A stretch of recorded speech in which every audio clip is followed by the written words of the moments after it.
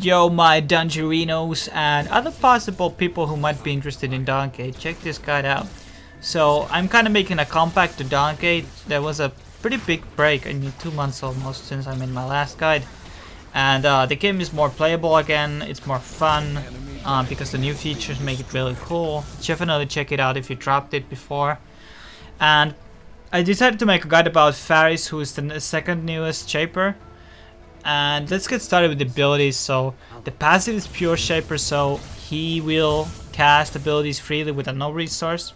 His Q is Reconfigure, and this is his most OP ability, and this what makes him broken, and this is the ability you max out first. So the Reconfigure has two sides: the passive, which gives you attack speed buff for each hit, I mean as in permanent attack speed buff, which is really OP, and you get also a bonus damage for each hit. This doesn't vary from the ranged form or the melee form, so you're able to switch forms. And the ranged form does 2% target's current health as magical damage, and the melee form does 8% of missing health. So this means you have to peel off the character with the ranged form first, and once he goes below 50% you switch out the melee form. The melee form scales pretty well, so does the ranged, but the melee has a pretty much higher scaling. There's a huge hard cap for minions and creatures, so you don't do so much damage on the jungle, but Faris is still a really good jungle, but this guide is mostly based on the laning experience. Also, there's a hidden passive you do not know, is that the melee form has 50 more movement speed, so always when you're moving to lane, always move with the melee form, or if you're in the jungle moving to a camp, you always use the melee form. The cooldown is only 1.5 seconds, so you're easily able to swap out. And it's also really good for running, so melee form is better. The second ability is Access Memory, and this also changes based on the Reconfigure. So which you either have a ranged form or either you have the melee form. The ranged form will create this like a hologram sentinel which will shoot bullets. Yeah, and it will deal damage, okay, in a cone. This is really good for wave clearing. Usually max out this second or third depending on the situation. And then there's the melee version where he throws a melee hologram which kind of like slices ching ching ching ching, you know, something like that, and you just deal damage. Actually the melee form does more damage, but I'm not sure. Yeah, it has also better scaling, so it's always on the depending on the situation. The third spell is called Flashback, and this is like a teleport. If somebody has played LeBlanc, they know what I'm talking about. So you flash back to a point, but within the next 3 seconds you're able to come back. For instance, you can make a combo, dive a turret and come back, or you can leave the access memory where you teleport and then just teleport back. It's really good for juking, it's really good for outplaying. 3 seconds is not that long though, so if it would be 4 or 5 it would be really effective. And it also deals damage, which makes it really good, and it slows the enemies for 3 seconds. It's really powerful spell, but it won't be affected by the Reconfigure.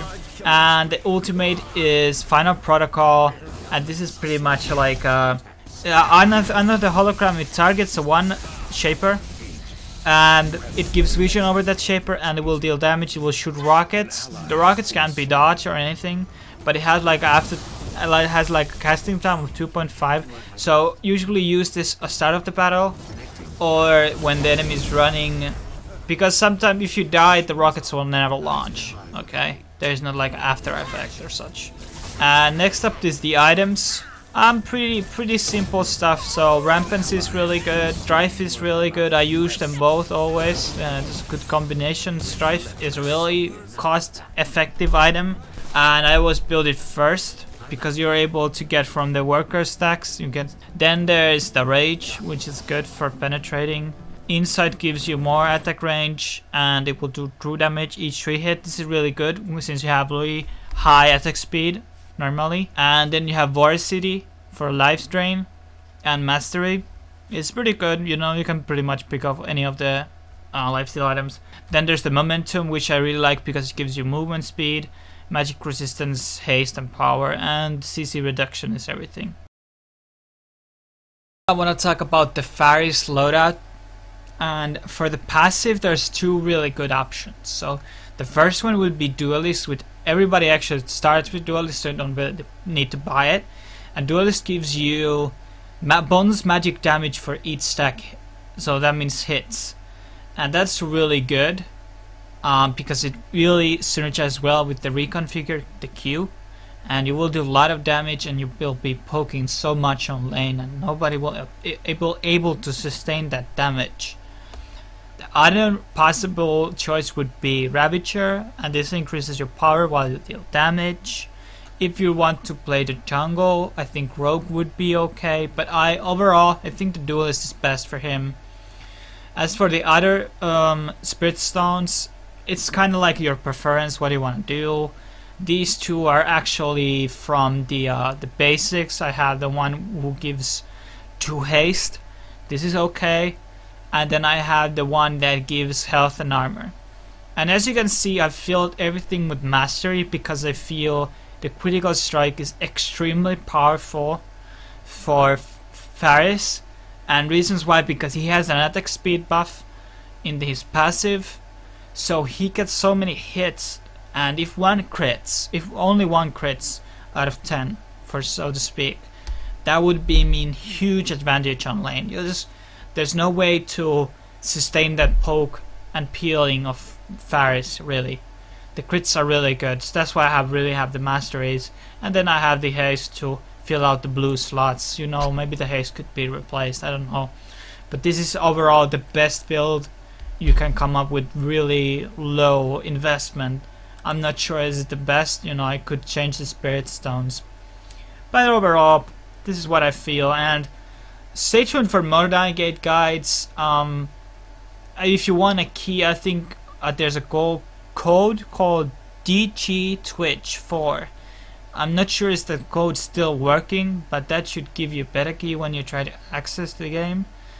And see you soon. Check out my Facebook page for updates, and I will see you later.